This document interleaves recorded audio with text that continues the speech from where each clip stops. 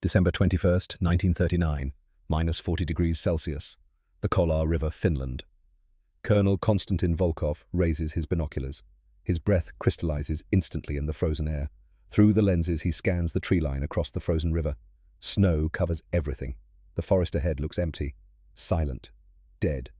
His intelligence officer stands beside him, stamping his feet against the cold. "Sir, our forward scouts report minimal activity. Perhaps 20 to 30 Finnish defenders in this sector. Maybe less." Volkov nods slowly. He's studied the maps. He knows the terrain. His regiment numbers 4,200 soldiers, artillery support, armored vehicles. The mathematics are simple. Overwhelming force against scattered resistance. How long to secure the eastern ridge? 3 hours, sir. 4 at most. Volkov lowers the binoculars. 3 hours. By nightfall, they'll control this sector. By week's end, they'll be in Helsinki. Stalin himself said the campaign would last 2 weeks. The colonel has no reason to doubt this assessment. What Konstantin Volkov doesn't know, what he cannot possibly know, is that one man is watching him right now. A farmer, 34 years old, 5 foot 3 inches tall. This farmer has never attended military academy. He carries no formal rank beyond private. He's using a rifle manufactured before the Great War. And in the past 21 days, this farmer has killed 47 Soviet soldiers. In 79 more days, that number will reach 505. His name is Alexei Vertinen. The Soviets will call him Valkoinen Kuolema, the White Death. But on this frozen morning in December, he is simply a hunter. Patient, invisible, waiting. This is the story of how one man's refusal to follow military doctrine created the most lethal sniper record in history.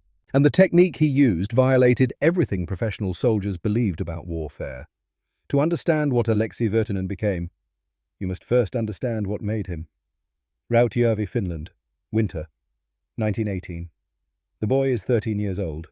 His name is Alexei Vertinen. His hands are numb with cold. His mother, Kaarina, stands in the doorway of their small farmhouse. Behind her, his 2 younger brothers watch with wide eyes. Outside, snow falls steadily. It's been falling for 3 days. Kaarina holds out her hand. In her palm, 4 brass cartridges. They catch the dim light from the oil lamp inside. "This is all we have," she says. Her voice is steady, but Alexei hears the fear underneath. "Your father's rifle. 4 rounds. Winter is 6 months long, Alexei." The boy looks at the cartridges, then at his mother's face. His father, Juhani, died 3 weeks ago. The Finnish Civil War took him like it took thousands of others. No body recovered. No funeral. Just absence. Now it's January. The food cellar is nearly empty. 2 sacks of potatoes, some dried fish. Not enough. "We need meat," Kaarina continues. 4 shots is what we have. Do you understand what I'm telling you? Alexei understands. 4 shots. Maybe 4 rabbits if he's perfect. Maybe 3 if he's good. Maybe less if he's ordinary. And ordinary means his brothers go hungry. Ordinary means his mother makes impossible choices. He takes the cartridges. They're cold and heavy in his hand. "1 shot, 1 kill," his mother says. "Your father taught you. Waste nothing." Alexei walks into the forest alone. The rifle is too big for him. His father's Mosin Nagant, already old when Juhani carried it. The boy has fired it maybe 20 times in his life. Never at living animals, always at targets, tin cans, marks on trees. Now he's hunting for survival. The forest is silent under fresh snow. Alexei moves slowly. His father taught him that much. Patience, observation, don't rush. 3 hours pass. His feet are numb. His fingers ache. Then he sees movement. A rabbit 30 meters away near a fallen birch. Alexei raises the rifle. The iron sights are simple. 2 metal posts. He aligns them with the rabbit's head. The animal is still unaware. 1 shot, 1 kill. He exhales slowly, squeezes the trigger. The crack of the rifle shatters the silence. The rabbit drops. By sunset, Alexei returns home. 4 shots fired. 4 rabbits in his game bag. His mother cries when she sees them. Not from sadness, from relief. That night, eating thin rabbit stew, Alexei makes a promise to himself. He will never waste a shot. Ever. Every pull of the trigger must mean something. Must provide. Must protect. He doesn't know it yet, but this lesson will define his life. And in 21 years, it will define his war. Rautjärvi, 1930 to 1939. Alexei Vertinen grows up. The farmhouse remains small. The winters remain long. But he becomes a master of the forest. 20 years of hunting, squirrels, grouse, hare, sometimes fox, He learns every ridge, every hollow, every game trail within 15 kilometers. He learns patience the way other men learn trades, sitting motionless for hours, reading tracks in snow, understanding wind direction, light angles, animal behavior. He never uses a telescopic scope, iron sights only. What he can't see clearly, he doesn't shoot. His rule is simple: if the target is too far for iron sights, it's too far to guarantee a clean kill, and a wounded animal is a wasted shot. 1930. He marries Helena Niemanen, a practical woman, strong. She understands the demands of farm life, understands silence. Alexei is not a man of many words. Helena doesn't need them. 1931. Their son is born. They name him Tuomas. The boy grows up watching his father disappear into the forest before dawn, return after dark.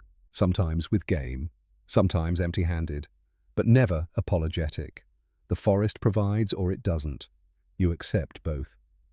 By 1939, Alexei has fired perhaps 10,000 rounds in his life, almost all at living targets. His accuracy is remarkable, though he never speaks of it. In his mind, accuracy is simply not missing, and missing is wasteful. November 1939. Helena is 5 months pregnant with their second child. Tuomas is 8 years old. The farm is ready for winter. Then the radio brings news. The Soviet Union has invaded Finland. November 30th, 1939. Day 1. The conscription notice arrives by military courier. Alexei is to report to his old unit immediately. 6th Company Jaeger Regiment 34. He served his mandatory 2 years a decade ago. Now they're calling everyone back. He packs simply. Extra socks, a spare shirt, his hunting knife. The old Mosin Nagant stays. He'll be issued a military rifle. The goodbye is brief. In the kitchen, Helena holds Tuomas. The boy is trying not to cry. "Will you come back?" Tuomas asks. Alexei kneels down, looks his son in the eyes. "I will try," he says. Honesty over comfort. "You're the man of the house now. Take care of your mother." Tuomas nods. Alexei stands. Helena is watching him. "Will you come back the same man?" she asks quietly. It's a different question than Tuomas asked. Alexei understands this. She's not asking if he'll survive. She's asking if war will change him, if the man who leaves will be the man who returns. "I don't know what I'll become," Alexei says. It's the truth. He's killed thousands of animals. He's never killed a man. He doesn't know if he can, doesn't know what it will do to him if he does. Helena steps forward, kisses him once, brief, final. "Come home," she whispers. Alexei walks out into the November cold. He doesn't look back. Looking back makes leaving harder. The war has started. He doesn't know it will last 100 days, doesn't know what role he'll play, doesn't know that his name will be whispered in fear across Soviet command posts. He only knows he must survive, must return, must protect what he loves. Kolar River Sector, December 1939. The Kolar River is frozen solid, ice nearly a metre thick. On the Finnish side, scattered defensive positions, trenches, log bunkers, machine gun nests hidden in tree lines. On the Soviet side, thousands of soldiers, artillery, tanks, the weight of an empire preparing to crush a small nation. Alexei arrives December 1st, day 2 of the war. He's assigned to 6th Company under Lieutenant Lauri Toivonen, a young officer with sharp eyes and a tactical mind. The company numbers 93 men. They're responsible for defending 3 kilometers of river frontage. The mathematics are absurd. But Lieutenant Toivonen doesn't speak of impossibility.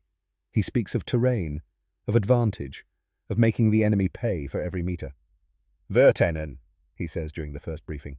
"You're marked as a hunter. Marksman's scores from your mandatory service show expert qualification." "Yes, sir." "You'll be deployed as a sniper. We need to disrupt their command structure. Officers, radio operators, machine gunners. Make them afraid to lead." Alexei nods. This makes sense. Pick off key targets. Create confusion. It's not so different from hunting. Identify the threat. Eliminate it efficiently. He's issued a standard military Mosin Nagant, the Model 2830. It's older than the one he used hunting. Heavier, but functional. The iron sights are simple, familiar, good. Another sniper approaches. Corporal Sakari Leto, 23 years old, energetic, proud. "Vertanen right, they say you're a hunter." "I am." Sakari grins, opens his pack. Inside a pristine telescopic sight, Soviet-made, captured from a forward position. Look at this beauty. 4-power magnification. I can put a round through an eye socket at 300 meters. You should get one. Makes all the difference. Alexei looks at the scope, shakes his head. "I'll stay with iron sights." Sakari laughs. "Your choice, old man. But don't blame me when you're outranged. The first week passes in probing attacks. Soviet patrols test the Finnish defenses. Small firefights, artillery exchanges, both sides learning the terrain, learning each other.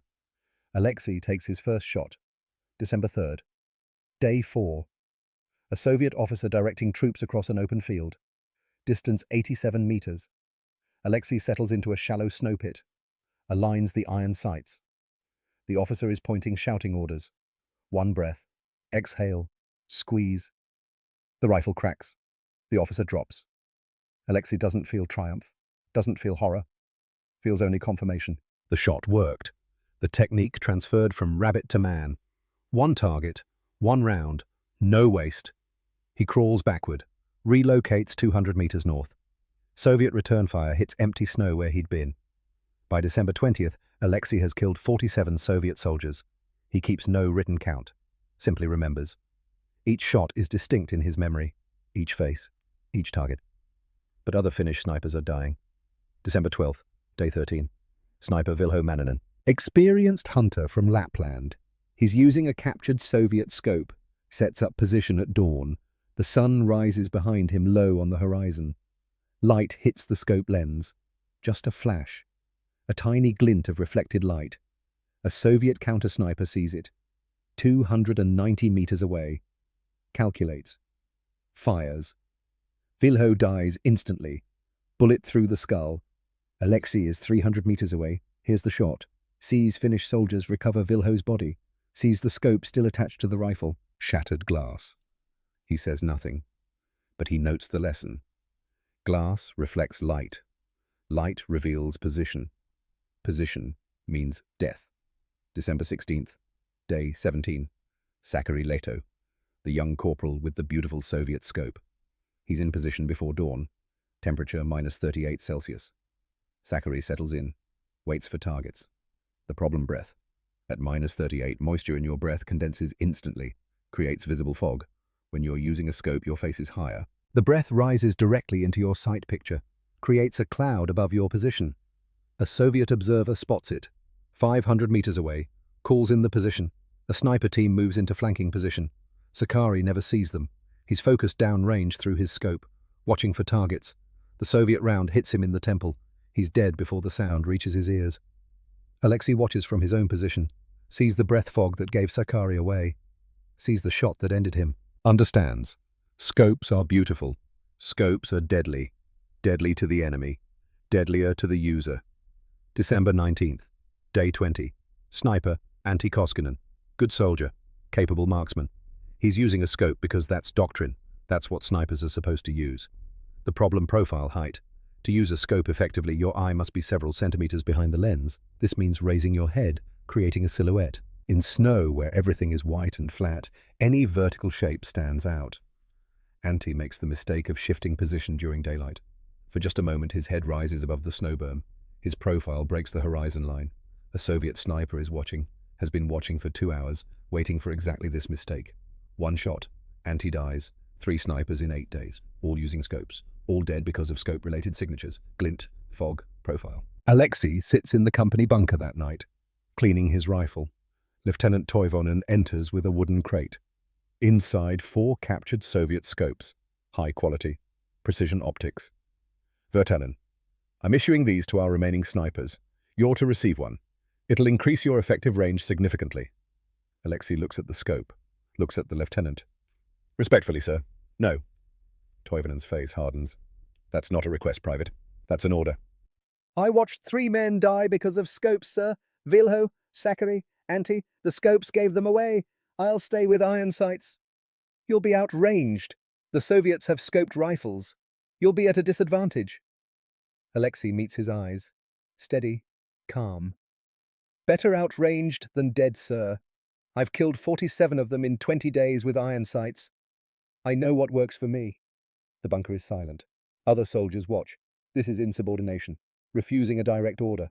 Toivonen could have him court-martialed. The lieutenant studies Alexei, sees something there. Certainty. Not arrogance, not fear, just absolute conviction. Finally, Toivonen nods. Your responsibility then, Virtanen. You miss a critical shot because you couldn't see the target that's on you. Yes, sir.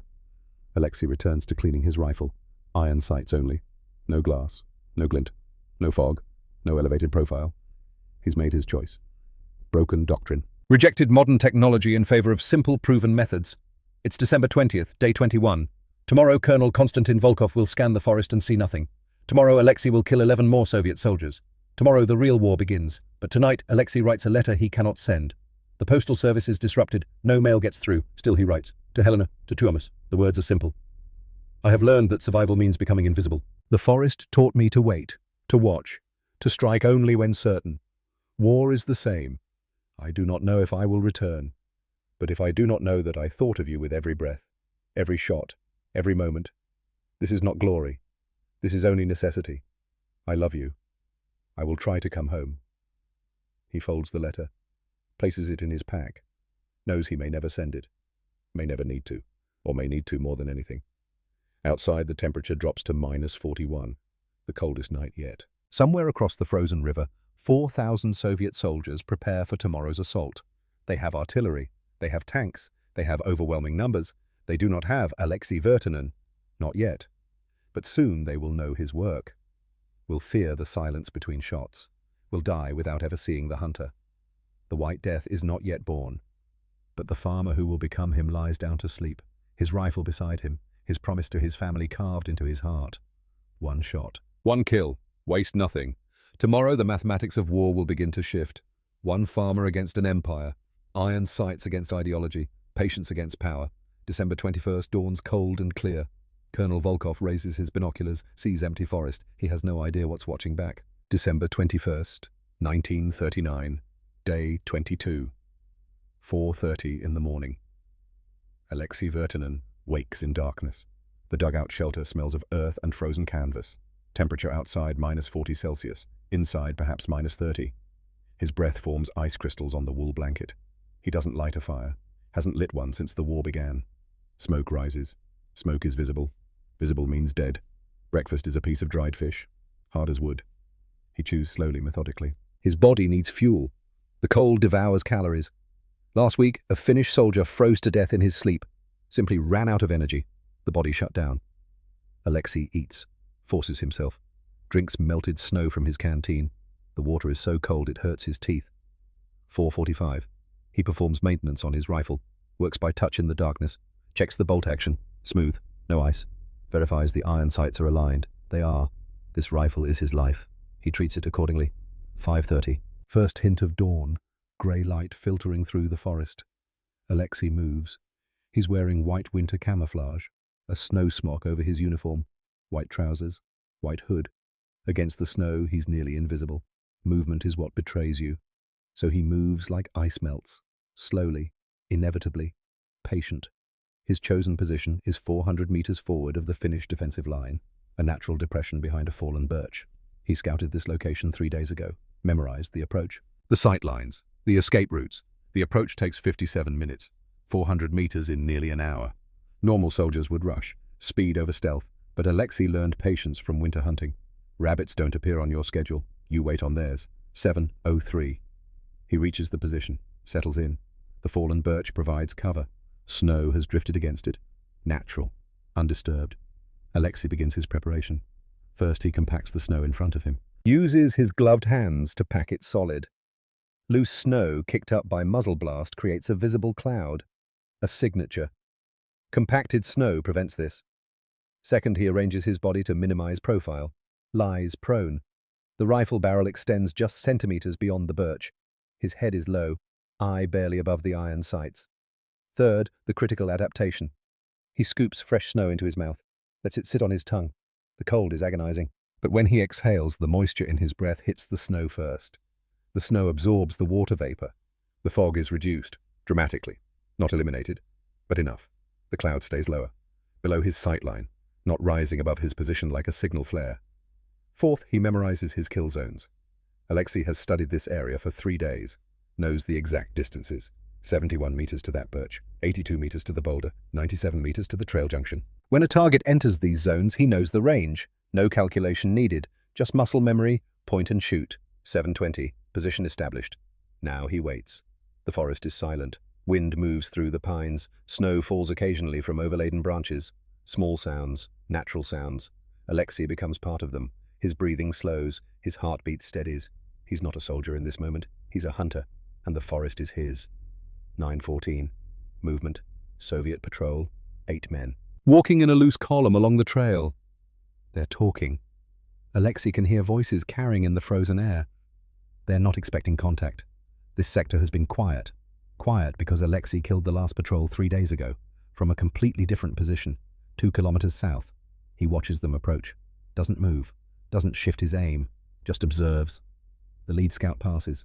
Young, maybe 20. Carries his rifle carelessly. The second man, older. Alert. NCO, probably.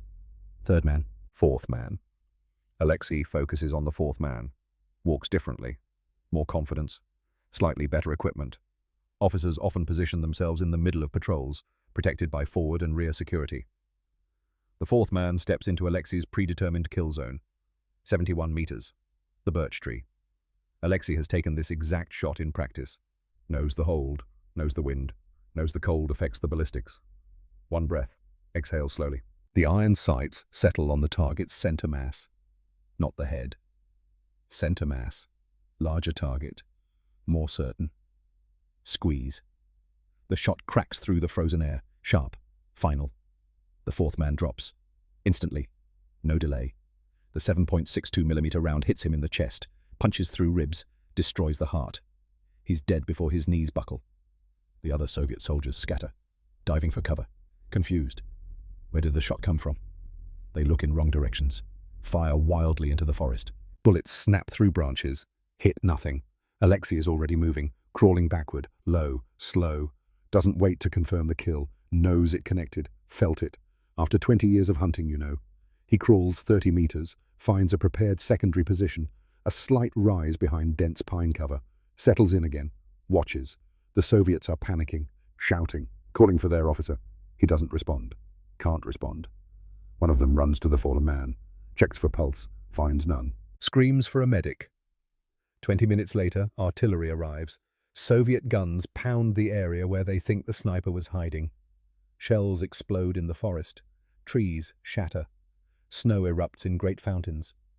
Alexei is 150 meters away, watching the artillery fall on empty positions, watching them waste ammunition on ghosts. 2:17 in the afternoon. 3 Soviet soldiers appear, moving quickly, carrying ammunition crates, not in tactical formation, scared. Trying to get through the dangerous zone fast. Mistake. Alexei has relocated again.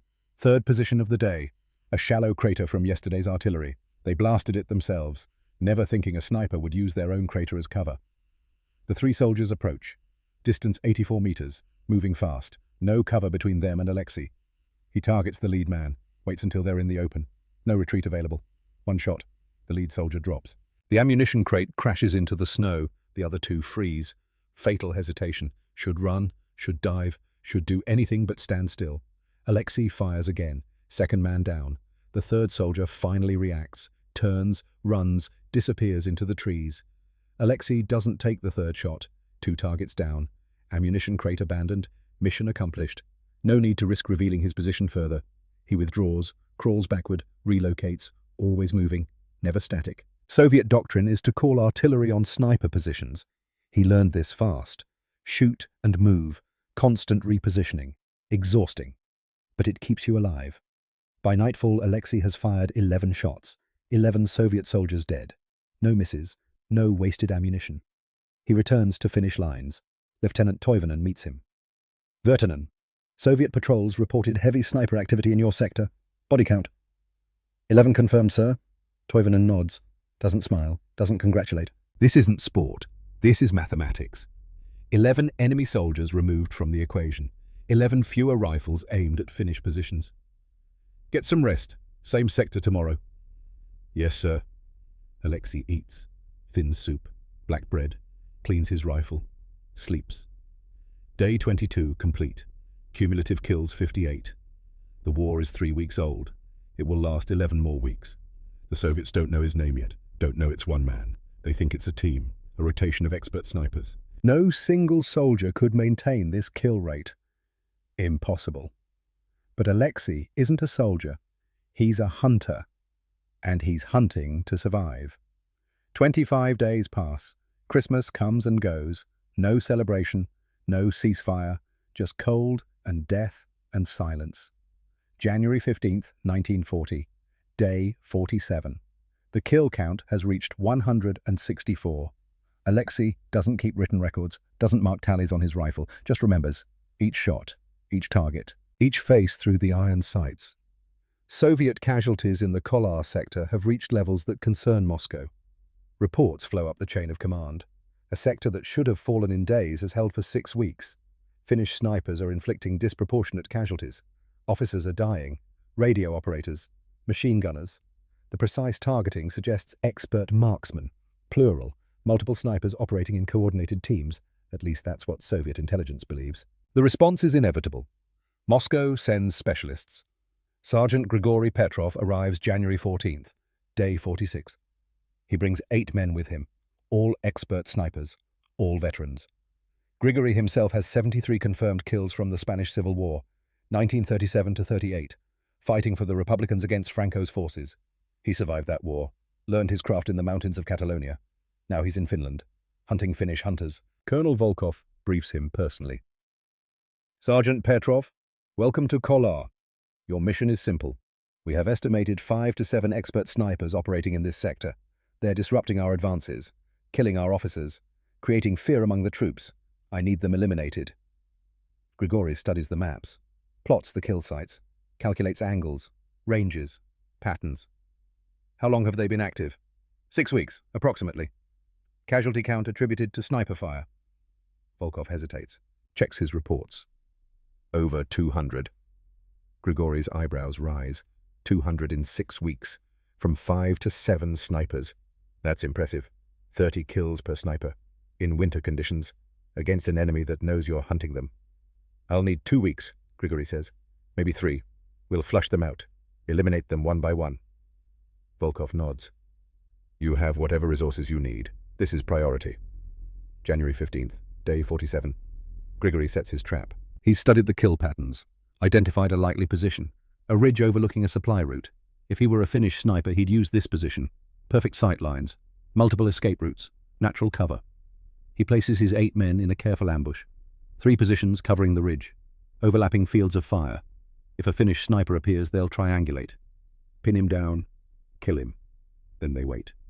380 meters away, Alexei Vertinin observes. He's not on the ridge. He's watching the ridge. And he sees the trap, sees it clearly. The signs are subtle, boot tracks in wrong patterns.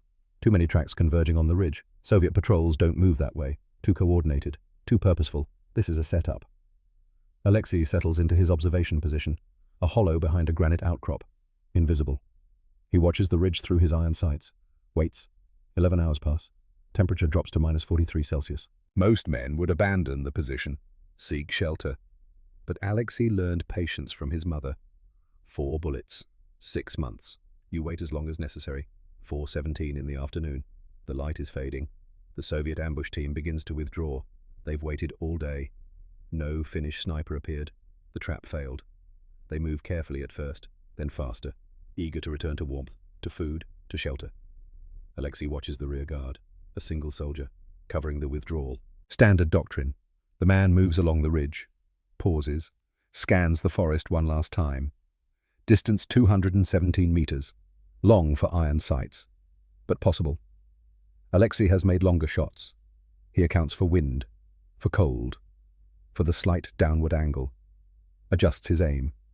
2 inches high, 1 inch left. 1 breath. Exhale. Squeeze. The shot flies true. The rearguard soldier drops, dead before he hits the snow. The other Soviet soldiers scatter. Confusion. Where did that come from? They were watching the ridge. The Finnish sniper is supposed to be on the ridge, but the shot came from behind them, below them. They never see Alexei. He's already withdrawing, moving through the forest like smoke. No tracks, no trace. Grigory Petrov finds the body 30 minutes later, studies the wound. Single shot, head, clean, precise.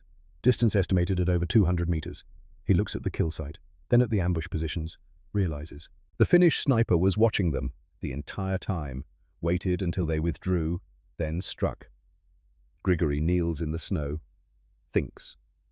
This changes things. This isn't a team of snipers taking turns. This is something else. Someone who can wait 11 hours in -43 degrees. Someone who can make a 200-meter shot with precision. Someone who knew the ambush was there and simply waited for it to fail. Who is this?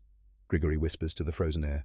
Over the next 3 days, Alexei kills 3 more of Grigory's team. Each time differently. Each time from unexpected positions. Each time vanishing before Soviet forces can respond. January 18th. Day 50. 4 of Grigory's 8 men are dead. The survivors are afraid. They're the best. Veterans. Expert shots. And they're being hunted by something they can't see, can't predict, can't kill. That night, Grigory studies every detail, every kill site, every shot, the patterns, the methods. And he realizes the truth. No scope glint ever reported. Not once. No breath fog sightings. Soviet observers have watched for these signatures, trained to spot them. Nothing. All shots under 200 meters, most under 100, close range for sniper work. Why? Because without a scope, long range is difficult, especially with iron sights. Position discipline perfect, every kill from a different location, never the same spot twice. Soviet artillery has pounded dozens of suspected positions, never hit the sniper, not once. It's not a team, Grigory says aloud. His remaining men look at him. Sir, it's one man, one sniper, operating alone, no scope, iron sights only. That's why we never see glint, never see breath fog above the sight line. He's staying low, invisible. His men exchange glances. One man killed 4 of their team, killed over 100 Soviet soldiers in 7 weeks. That's impossible, one says. Grigory shakes his head, studies the map, traces the kill sites. No, it's genius. He's rejected modern doctrine, gone back to basic hunting principles, and it's working. Silence in the bunker. Outside, the temperature drops to -45, the coldest night of the winter. Grigory makes a decision, reports to Colonel Volkov. Sir, I request permission to continue the mission with reduced personnel. Volkov frowns. Reduced, Sergeant, you've lost half your team. I should pull you out. Send reinforcements. No, sir, respectfully. This isn't a numbers problem. This is one Finnish sniper. Exceptional skill. I need to hunt him alone. A large team is too visible, too predictable. I need to think like him, hunt like him. Volkov considers. This is irregular, but nothing about Kolar has been regular. 1 month, Sergeant. If you haven't eliminated this sniper in 1 month, I'm withdrawing you. Understood? Yes, sir. Bring me his weapon when you kill him. Yes, sir. Grigory Petrov becomes a hunter of hunters. Personal. Obsessive. This isn't duty anymore. This is pride. Professional pride. He's one of the best snipers in the Red Army. And somewhere in these frozen forests, a Finnish farmer with iron sights is making him look ordinary. Unacceptable. The hunt intensifies. February 14th, 1940. Day 77. Alexei's kill count has reached 312. The numbers are staggering. Impossible to verify if they weren't witnessed by other Finnish soldiers. Lieutenant Toivonen keeps careful records now. Other soldiers confirm the shots, the bodies, the results. 312 Soviet soldiers. 77 days. An average of 4 per day. Sustained. In winter. Against an enemy actively hunting him. But the toll is showing. Alexei is thinner. Exhausted. Sleep deprivation. Constant stress. The weight of 312 deaths. He still writes letters he cannot send. To Helena. To Tuomas. The words are darker now. I have become something I don't recognize. A machine that kills. Efficient. Precise. Empty. I see their faces. Every one. When I sleep, they wait for me. Young men. Frightened men. Men who wanted to go home. I tell myself this is necessary. Defense. Protection. But the ghosts don't care about justification. They simply accumulate. February 14th. Grigory Petrov has studied Alexei's patterns for 4 weeks. Learned them, memorized them, predicted them. He's found several positions Alexei uses regularly. Not frequently, but occasionally. Rotation sites in a larger pattern. Grigory selects one. A depression near a frozen stream. Good sightlines towards Soviet supply routes. Natural cover. Alexei has used this position 3 times in the past month, not on any schedule, but periodically. Grigory sets a mine. Pressure triggered. Covers it with fresh snow. Makes it invisible. Then withdraws. Waits. 2 days later, Alexei approaches the position. He's low on ammunition. Cached supplies in several locations. This position has a small store. 20 rounds. Hidden beneath a flat stone. He moves carefully. Always careful. Scans for tracks. For disturbances. For anything wrong. Something feels off. He can't identify what. Just instinct. Hunter's instinct. The forest feels wrong, smells wrong. Some subtle detail his conscious mind hasn't processed, but his subconscious recognizes. He stops, 30 meters from the cache, studies the area. There, the snow. Fresh snowfall 2 nights ago, 6 centimeters. But around the cache site, the snow sits differently, slightly compacted, then refluffed. Someone tried to make it look natural, almost succeeded. Alexei freezes. Doesn't move, barely breathes. Trap. This is a trap. He begins backing away, slow, careful. 1 step, 2 steps. The mine detonates, not under him, he's too far away. But shrapnel sprays outward, fragments of metal tear through the air. One piece catches his left shoulder, punches through the winter coat, through muscle, lodges against bone. Alexei gasps. Pain explodes through his arm. Hot, sharp, the first time he's been wounded in 77 days of war. He doesn't stop moving. Ignores the pain, crawls away from the blast site, into cover, behind a fallen tree, checks the wound, blood soaking through his coat. Not arterial, not immediately fatal, but bad. Needs treatment. He applies pressure, wraps it with a spare cloth. Crude field dressing. It will have to do. 400 meters away, Grigory Petrov hears the explosion. Smiles grimly. Got him. Maybe not killed, but wounded at least. The ghost bleeds. The ghost is human. Alexei makes it back to finish lines. 90 minutes of crawling, leaving a blood trail. Medics treat him. The shrapnel is removed, the wound cleaned, stitched. Lieutenant Toivonen visits. You need rest, Virtanen. Medical leave, at least a week. Alexei shakes his head. 2 days. I'll take 2 days. You're wounded. I can still shoot, still see, still think. 2 days. Toivonen sighs. Knows arguing is pointless. This man is driven by something beyond duty, something deeper. Fine, 2 days. Then you're back on rotation. That night a letter reaches Alexei, smuggled through the lines. Civilians fleeing the advance. From Helena. The paper is worn. Creased. She wrote it 3 weeks ago. It took this long to find him. Alexei, Soviet patrols are 35 kilometers from Rautjärvi. We have evacuated. Tuomas and I are safe in Viipuri. The baby is due in April. I pray you're alive to meet her. Tuomas asks about you every day. I don't know what to tell him. Come home. Please. Whatever you've become, come home. Alexei reads it 3 times, folds it carefully, places it with his other unsent letters. 35 kilometers. Close. Too close. The line is holding, but barely. If Kolar falls, the road to Rautjärvi opens. His home, his land, his family's future. This isn't about Finland anymore. Not about duty. It's about meters. About holding ground. About keeping Soviet soldiers away from a farmhouse where his son grew up, where his mother survived with 4 bullets, where everything he loves exists. Alexei's motivation changes, shifts, hardens. Before he fought because he was ordered to.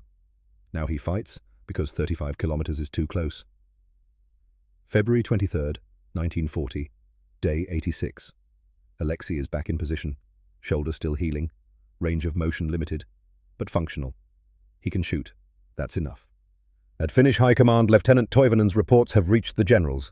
They're studying this Alexei Virtanen, studying his technique, his results, his survival. A decision is made, an official directive issued. All Finnish snipers operating in extreme cold weather conditions remove telescopic sights, revert to iron sight targeting, prioritize invisibility over range, reference Virtanen method, effective immediately. The directive reaches 19 Finnish snipers across the Kolar sector. Some resist. Scopes are modern, accurate, but the order is clear, and Alexei's results speak for themselves. 312 confirmed kills, 0 casualties from counter-sniper fire. The man is invisible because he eliminated every signature. 19 snipers remove their scopes, train with iron sights, learn position discipline, learn the snow-in-mouth technique, learn to move constantly, never settle, never become predictable. The effect is immediate. Soviet casualties spike. Sniper paralysis spreads through the Red Army units. Soldiers refuse to move during daylight. Patrols must be ordered under threat of punishment. Officers struggle to maintain offensive operations because their troops are terrified of invisible death. The Kolar sector, which Soviet commanders expected to overrun in 3 days, has held for 86 days.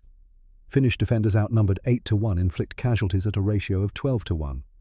Much of this success comes from the psychological impact, the fear, the uncertainty. The knowledge that any moment, anywhere, death can arrive unannounced. Alexei trains 4 snipers personally, sits with them in the forest, teaches them. Position discipline over precision. You don't need to make impossible shots. You need to make certain shots and survive. Dead heroes don't defend anything. Invisible beats accurate. A miss from an invisible position is better than a hit that reveals you. The enemy can't kill what they can't find. Move after 3 shots. No exceptions. I don't care if you have perfect cover. I don't care if you think you're safe. 3 shots, then relocate. Soviet artillery will find you eventually if you stay static. The 4 students listen, learn, survive. Between them, they account for 63 more Soviet casualties over the next 2 weeks. The mathematics of war are shifting. What should have been a simple advance has become a nightmare. Soviet soldiers whisper about White Death, the ghost who kills from nowhere, who sees everything, who never misses, who cannot be killed. They don't know White Death is a 34-year-old farmer who learned to shoot because his mother gave him 4 bullets. They don't know he writes letters to his son every night, don't know he's wounded, exhausted, haunted by 312 faces. They only know the fear, the uncertainty, the mathematics of sudden death. And in Moscow, in Soviet High Command, analysts study the reports from Finland. Study the failure to advance. Study the casualties. They're beginning to understand this is not going according to plan. Finland was supposed to fall in 2 weeks. It's been 12 weeks. The small nation still stands, still fights, still bleeds the Soviet Union. And in the Kolar sector, one farmer with iron sights has killed 312 Soviet soldiers, trained 19 more to do the same, created a defensive doctrine that's spreading across Finnish lines. The war continues. The cold deepens. The death toll rises. But the line holds. And Alexei Vertinen, invisible hunter ghost soldier, hunted man, prepares for tomorrow. 313 awaits. 314. More. Always more. Until the mathematics finally change. Until the war ends. Until he can go home. If home still exists. If he still exists. If anything survives this frozen hell except ghosts and memory and the weight of necessary killing. The snow falls. The temperature drops. The forest waits. And somewhere in that frozen silence a hunter watches. Patient. Invisible. Deadly. The White Death lives. March 5th, 1940. Day 97. Grigory Petrov has not slept in 31 hours. His eyes are red. His hands shake from exhaustion and cold, but his mind is sharp, focused. He's spent 19 days studying one man, learning him, predicting him. Alexei Vertinen, the ghost, White Death, the farmer who's killed 496 Soviet soldiers. Grigory knows his name now. Finnish prisoners talked, not willingly, but eventually. They spoke of the legendary sniper, the man who never misses, who appears from nowhere, who vanishes like smoke. Grigory has mapped every known kill site, plotted them on paper, studied the patterns, the distances, the timing. Most soldiers would see randomness. Grigory sees structure, preferences, habits so subtle they're almost invisible. Almost. Alexei favors natural depressions, avoids elevated positions, never shoots from the same location twice in a week. But he rotates through a larger pattern, perhaps 40 to 50 positions across a 15-kilometer sector, used cyclically, unpredictably, but not randomly. Nothing this precise is random. Grigory has identified 6 positions Alexei might use for tomorrow's Soviet offensive. 6 possibilities. He cannot cover all 6, cannot predict which one Alexei will choose, but he can force a choice, can create bait, can make one position irresistible. March 5th, evening. Grigory plants a note, written in Finnish. Acquired from a dead officer's pocket dictionary. The grammar is broken, but the message is clear. Tuomas will grow up fatherless. He places it at one of the 6 positions, a depression near a frozen stream, stakes it to a tree branch, where Alexei will see it if he scouts, when he scouts. Because Alexei always scouts positions before using them. Always. The note is both bait and weapon. Grigory knows about the son, about the family. Intelligence reports mention evacuations from Rautjärvi. Alexei's family among them, 35 kilometers from Soviet advance, close enough to threaten, close enough to worry. A professional sniper ignores emotion, focuses on mathematics, ballistics, wind, distance. Alexei has been professional for 97 days. Perfect discipline, perfect control. Grigory is betting that discipline has limits, that 496 kills, that 97 days of winter, that a wounded shoulder and exhaustion and fear for his family. That all of this has created cracks, small cracks, invisible to everyone, but present. Emotion makes you visible. Grigory learned this in Spain, watched it kill men, Anger, fear, desperation. They alter your thinking, make you predictable, make you careless. If Alexei sees that note, he'll become angry, and anger can be exploited. March 5th, 10:30 at night. Alexei moves through the darkness, scouting tomorrow's positions. The Soviet offensive begins at dawn. Finnish intelligence confirms it. A major push. 4,000 fresh troops, artillery support, armor. The mathematics are grim. Finnish defenders are exhausted, undersupplied. They've held for 97 days through discipline and terrain advantage and sheer determination. But everything has limits.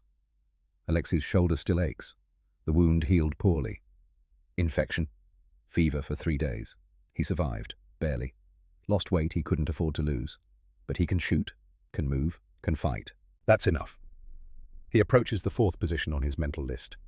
The depression near the frozen stream. Good sightlines, multiple escape routes. He's used this position twice before. 6 weeks ago, 4 weeks ago. Time to rotate back. He sees the note immediately. White paper against dark bark. Unnatural. Wrong. Alexei freezes, studies it from 30 meters, doesn't approach. This is a message, left deliberately for him. He circles wide, approaches from an angle, reads the note from 15 meters away. The words are visible in the moonlight. Tuomas will grow up fatherless. Alexei's breath stops. His heart rate spikes. Tuomas, his son, 8 years old, evacuated, safe, supposedly safe. But 35 kilometers is not far. Not when armies are moving, when lines are fluid, when safety is relative. Rage builds in his chest. Hot, immediate, foreign. He's been cold for 97 days. Emotionally cold, professionally cold, necessary cold. Now heat floods through him. Someone knows his son's name. Someone is threatening his son. The professional part of his mind screams warnings. This is bait. This is manipulation. This is designed to provoke exactly this reaction. Step back. Assess. Think. But the father in him drowns out the professional. Tuomas, his boy, who asked if his father would come home, who watched him leave, who's waiting. Alexei almost steps toward the note. Almost. His foot lifts, moves forward, then stops. Training. Instinct. 20 years of hunting. Something his father told him once. Something he told Tuomas. Anger makes prey run. Running prey get shot. Be the stone. Be still. Alexei forces himself to breathe, to think, to see. The snow around the note. Disturbed. Boot prints. Soviet boots. Not regular patrol patterns. Too deliberate. Someone placed this note carefully, recently, within the last 6 hours. Why? To provoke, to reveal, to make him emotional. Alexei backs away. Leaves the note. Doesn't touch it. Doesn't approach closer. This position is compromised. Burned. He'll use another. But the damage is done. The seed is planted. Tuomas's name in enemy hands. The threat, real or not. The fear. The anger. The emotion he suppressed for 97 days. It's loose now. Cannot be recaptured. Cannot be ignored. March 6th, 1940. Day 98. 4:30 in the morning. Alexei wakes from nightmares. Tuomas running. Soviet soldiers chasing. Alexei trying to shoot. The rifle jamming. The soldiers getting closer. Tuomas screaming. He jolts awake. Breathing hard. Covered in sweat despite the cold. It's just a dream. Tuomas is safe. Viipuri is secure. The nightmares aren't real. But the fear is real. The anger is real. And they're affecting him. Clouding his judgment. Making him visible in ways that have nothing to do with scope glint or breath fog. He performs his morning routine mechanically, eats, maintains his rifle, prepares his equipment. But his hands shake slightly, his focus wavers, his mind keeps returning to the note, to Tuomas, to the 35 kilometers. He writes a letter, another unsent message, to Helena, to Tuomas.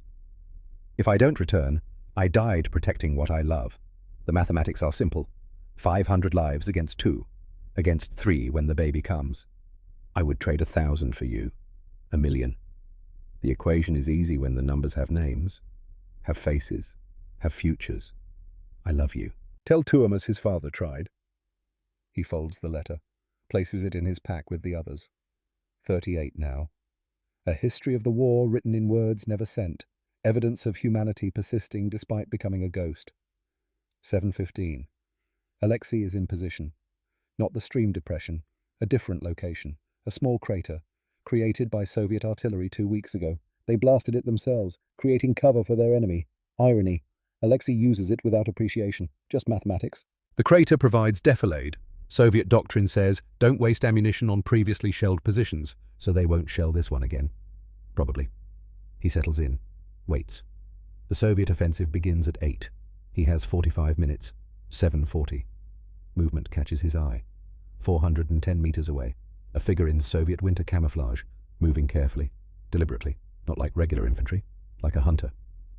Alexei watches through his iron sights.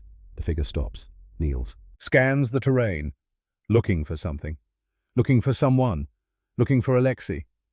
This is the counter-sniper, the one who wounded him, the one who left the note. Grigory Petrov. Alexei doesn't know the name, but he knows the skill, knows the dedication. This man has hunted him for weeks, studied him, nearly killed him. 410 meters. Extreme range for iron sights. Alexei has made longer shots, but rarely. And never while emotional, never while angry and afraid and distracted. The professional voice says, wait, let him pass. Don't take the shot. Too far, too risky. Emotion compromises accuracy. But the father's voice says this man threatened your son. This man knows Tuomas's name. This man must die. Grigory is in the open, exposed. The opportunity won't come again. Alexei makes his decision, aligns the iron sights. 410 meters, cold air, slight wind from the west. He compensates, holds high, holds left. His shoulder aches. His hands tremble minutely. His breathing is uneven. One breath, exhale. The sights settle. Not perfectly. Close, close enough. Squeeze. The shot cracks out. Alexei watches, sees it miss. High and right, 9 centimeters. The round snaps past Grigory's head. Close enough to hear, close enough to feel. Grigory drops, rolls, brings his scoped rifle up, scans, finds the source. The crater, sees movement. He fires. Through his scope. Precise. Professional. The bullet grazes Alexei's helmet. Tears through metal. Creates a furrow. The impact spins the helmet off. A second lower, and Alexei dies. Instead, the bullet cuts a deep gash across his scalp. Blood streams into his eyes. Pain explodes through his skull. Alexei drops below cover, hands shaking, vision blurred. He missed. First miss in 98 days. Emotion ruined the shot, made him visible, nearly killed him. 400 meters away, Grigory curses. His shot was perfect. Should have been fatal, but the target moved. Helmet shifted. Bullet grazed instead of penetrated. Both men retreat, wounded, frustrated, alive.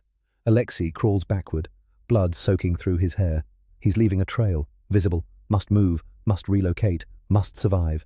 He reaches a fallback position, binds his head with cloth. The bleeding slows, his hands shake. Not from cold, from realization. He let emotion dictate action, violated every principle, everything that kept him alive. But he's still here, still functional, still capable.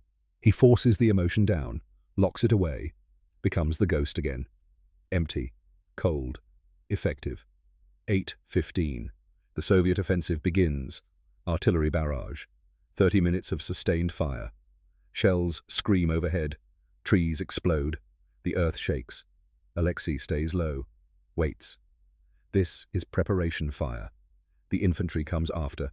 8:47. The barrage shifts, walking deeper. The assault is beginning. Alexei raises his head, scans. Soviet infantry advancing, hundreds of them. Moving through the forest, cautious, spread out, disciplined. He begins his work. Methodical, efficient. The machine returns. The ghost operates. 9:17. First shot. Soviet officer, 103 meters, down. 9:41. Machine gunner, 91 meters, down. 10:33. Radio operator, down. 11:14. Squad leader, down. The mathematics continue. Each shot precise. Each target selected for maximum disruption. Officers, NCOs, specialists. Remove the structure. Create chaos. Alexei's count climbs. 497. 498. 499. 500. 11:47. He's fired 9 rounds since the offensive began. 9 Soviet soldiers dead. The assault in his sector has stalled. Troops pinned, afraid. Officers shouting orders that soldiers refuse to follow. Alexei aims at a Soviet lieutenant. Young, maybe 25, trying to rally his men. Distance 87 meters. Perfect range. One breath. Exhale. Squeeze. 501. The lieutenant drops. His men scatter. The assault breaks. They retreat, leave their dead, their wounded, their equipment. Alexei tracks another target. Ammunition carrier. Running. 83 meters, 502. A machine gun team. Setting up. Poorly concealed. One shot takes the gunner. 96 meters, 503. The loader tries to take over. Second shot. 504. A Soviet officer appears. Older. Experienced. Organizing a withdrawal. Coordinating fire and movement. Professional. Competent. Dangerous. Alexei settles the sights. 108 meters. The officer is moving. Leading. Making himself a target. Final shot of the day. Number 505. One breath. Exhale. Squeeze. The officer falls. 11:53. Alexei has been in position for 4 hours and 38 minutes. Fired 14 rounds total. 14 Soviet soldiers dead. His count stands at 505 confirmed kills. 98 days of war. Then the world changes. Soviet artillery barrage. Second wave. Not targeted. Not aimed at Alexei. Just random saturation fire. Cover the sector. Disrupt Finnish positions. Standard doctrine. Alexei hears the shells incoming, recognizes the sound. Whistling, growing louder. Close. He presses flat. Covers his head. No time to evacuate. No time to move. Just endure. The first shell impacts 40 meters away. Concussion. Dirt raining down. Second shell. 20 meters. Closer. The crater shakes. Third shell. 8 meters. Too close. The explosion is massive. Shrapnel sprays outward. Metal fragments tear through air, through snow, through flesh. Alexei feels impact. Lower jaw. The pain is beyond comprehension, beyond description, beyond endurance. An exploding shell fragment, combined with shrapnel. His jaw is destroyed, shattered. Half his face is gone. Blood fills his mouth, his throat. He cannot scream, cannot breathe properly, cannot think beyond the agony. He tries to move, cannot. Tries to reach for his rifle, cannot. His body is shutting down. Shock, blood loss, trauma. Consciousness fades. The world becomes grey, distant, cold. Alexei Vertinen falls into darkness, his blood turning white snow crimson, his rifle beside him. 505 shots fired. 505 Soviet soldiers dead. One farmer finally stopped. Not by skill, not by tactics, not by enemy competence, by random chance, by artillery fired blindly into forest, by mathematics finally shifting against him. The ghost bleeds, the ghost falls, the ghost dies, or so it seems. 400 meters away. Grigory Petrov hears the artillery, watches the impacts, sees the devastation. One of those shells landed near the crater where movement was reported, where the ghost was hunting. He waits 30 minutes, until the artillery stops, until smoke clears, then moves forward, carefully. The ghost might be dead, might be wounded, might be waiting. He reaches the crater, sees the blood, fresh, significant volume, arterial spray, head wound probably, or major body trauma, sees the trail, drag marks. Finnish soldiers evacuated someone, recently, minutes ago. Grigory kneels, studies the blood pattern, the volume, the spray. This is catastrophic injury, survivable maybe, probably not. Not with that much blood loss, not in winter, not with Finnish medical supplies stretched thin. He searches for the rifle, finds nothing. The evacuation team took everything, weapon, equipment, body, everything except blood. Grigory stands, looks at the forest, the silent trees, the falling snow already covering the blood, covering the evidence, covering the ghost. Is he dead? Grigory doesn't know. Wants to believe yes. Needs to believe yes, but cannot confirm, cannot be certain. He returns to Soviet lines, reports to Colonel Volkov. Sir, artillery strike in suspected sniper position. Significant blood evidence. Evacuation confirmed. I believe the target is dead. Volkov studies him. You believe? Yes, sir. The blood volume suggests fatal trauma, but I did not recover the body. Cannot confirm absolutely. Then we remain vigilant. Yes, sir. But Grigory knows, feels it. The hunt is over. The ghost is gone. Dead or dying. The White Death has fallen. That night he writes in his journal. March 6th. Artillery engaged, suspected position. Blood evidence substantial. The Finnish sniper is most likely dead. If he survived, he will not fight again.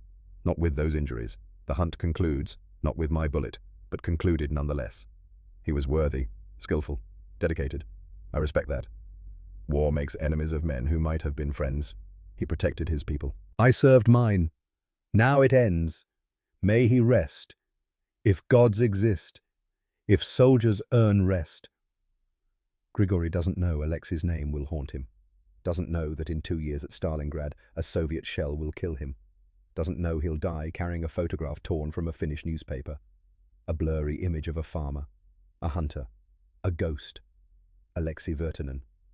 The man he never confirmed killing. The opponent who earned his respect. But that's future. Unknown. Uncertain. Tonight, Grigory believes the ghost is dead. Believes the war in Kolar will finally shift.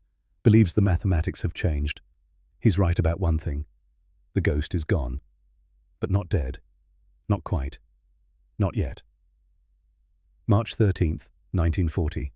Day 104. Alexei Vertinen wakes. The transition is slow, painful, confusing. White ceiling. Antiseptic smell. Distant voices. Beeping machines. Hospital. He tries to speak. Cannot. His jaw. Remembers. The artillery. The fragment. The pain. Bandages cover his face. Heavy. Restricting. He breathes through his nose. Each breath painful. Each swallow agony. A nurse appears. Sees he's awake. Her eyes widen. She calls for a doctor. The doctor arrives. Older. Grey-haired. Exhausted. Private Vertinen. You're awake. Remarkable. We weren't certain you'd survive. The trauma was catastrophic. Alexei tries to ask questions. Cannot form words. Cannot move his jaw. Panic rises. The doctor sees it. Your jaw was destroyed. We've reconstructed what we could. Multiple surgeries, 7 days unconscious. The damage is permanent. You will not speak normally again. Possibly never. Eating will be difficult. But you're alive. Against all probability, you're alive. 7 days. Unconscious for 7 days. Alexei tries to process this. Failed. The morphine fog. The pain. The confusion. 7 days gone. The doctor continues. There's more news. The war ended this morning, March 13th. The Moscow Treaty was signed at dawn. Finland cedes territory, 10%, but remains independent, sovereign. The war is over, Private. You survived it. The war is over. 104 days, November 30th to March 13th. Alexei fought for 98 of those days, was unconscious for 6, woke the day peace came. Mathematics, timing, coincidence, meaningless. But noted, he's alive. The war is over. Finland survived. But at what cost? To him, to thousands, to everyone. A nurse brings paper and pen. Alexei's hands shake violently, but he can write. Barely. My family. The nurse smiles. Gentle, kind. They've been notified. Your wife is travelling here. Should arrive in 2 days. The roads are damaged. Travel is slow, but she's coming. She and your son. 2 days. Helena. Tuomas. Coming. Soon. He writes again. Baby. The nurse checks her notes. Your wife is 8 months pregnant, due in 2 weeks. The doctors advised against travel, but she insisted. Said her husband woke. Said she needed to see you. 8 months. The baby not born yet, due in 2 weeks. Alexei will meet his child, if he survives recovery. If complications don't kill him. If the mathematics allow. He writes one more question. My count. The nurse doesn't understand. Looks confused. The doctor does. Nods slowly. Your confirmed kill count stands at 505. Lieutenant Toivonen verified the records. Witnesses confirmed. 505 Soviet soldiers in 98 days, the highest in military history. You're being recommended for commendations, medals, recognition. 505. The number feels abstract, meaningless. 505 men who had families, who had futures, who died because Alexei was efficient, accurate, lethal. He doesn't feel pride. Feels only weight, the mathematics of death. But they threatened his family, threatened his home, threatened everything. He did what was necessary. Nothing more, nothing less. Alexei closes his eyes, sleeps. The morphine takes him. Dreams come. 505 faces, watching, waiting, accusing, forgiving, existing, haunting. He'll carry them forever. The ghosts he created. The price of survival. March 15th, 1940. Day 106. Helena arrives. Tuomas beside her. The boy has grown. Taller. Thinner. War ages children.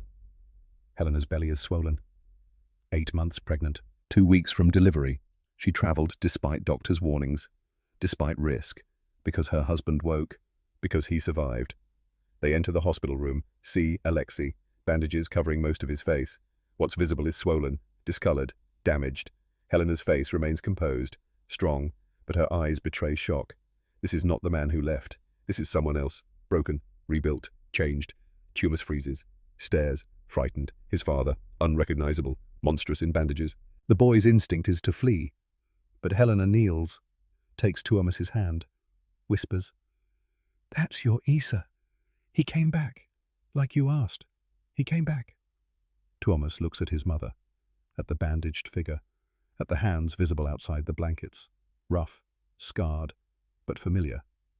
The boy approaches slowly, reaches out, touches Alexei's hand.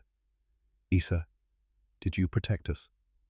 Alexei nods, cannot speak, cannot explain, cannot tell his son about 505, about becoming invisible, about the cost. He simply nods. "Yes, I protected you. With everything." Tuomas begins to cry. Relief, fear, love, confusion. 8 years old, carrying the weight of absence and return. Helena steps forward, embraces Alexei carefully, mindful of wounds, of pain, of fragility. "You came back," she whispers. "Changed, but back. That's enough." Alexei cries, silently. Tears soaking bandages. First tears since the war began. First release. First acknowledgement that he's still human beneath the ghost. They stay 3 hours. Talk. Helena talks. Tuomas talks. Alexei writes responses. Slow, difficult, but communication. Helena tells him about evacuation, about Viipuri, about waiting, about fear, about hope. Tuomas tells him about school, about friends, about missing his father, about being brave. Alexei listens, writes simple responses. "I missed you. I thought of you every day. I love you." Simple words, true words, the only words that matter. When they leave, Alexei is exhausted. But lighter. They know, they see, they accept. He doesn't have to hide anymore. March 28th, 1940. Helena gives birth, in the same hospital where Alexei recovers. Different ward, but close. The labour is long, difficult, but successful. A daughter, healthy, strong lungs, dark hair. Helena names her Aino, Finnish for the only one, the only daughter, the only child born during Alexei's recovery, the only baby he'll meet while still broken. Nurses bring the baby to Alexei's room, 2 days old, tiny, perfect. They place her carefully in his arms, mindful of his wounds, his weakness. Alexei looks at his daughter, this small human, this future, this reason for 505 deaths. She doesn't know him, doesn't know his face beneath bandages, knows only that these arms are gentle, these hands careful, this presence safe. Alexei cries again, silently, tears falling onto the baby's blanket. She squirms, makes small sounds. Lives. This is the mathematics that matters. Not the 505 dead, but the 3 living. Helena, Tuomas, Aino. The equation that balanced. He protected them, paid the price, became a ghost, killed without hesitation, survived impossibility.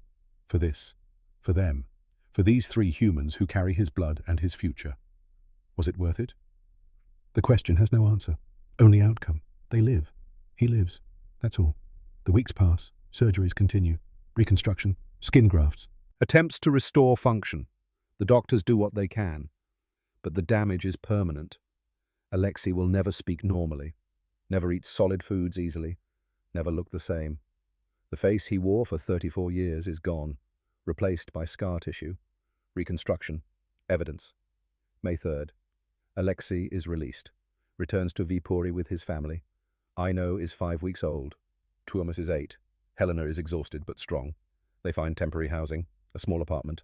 The farm in Rautjärvi is accessible now. The territory Finland ceded didn't include their land, but the house is damaged, needs repair. They'll return when Alexei is stronger. June 1940.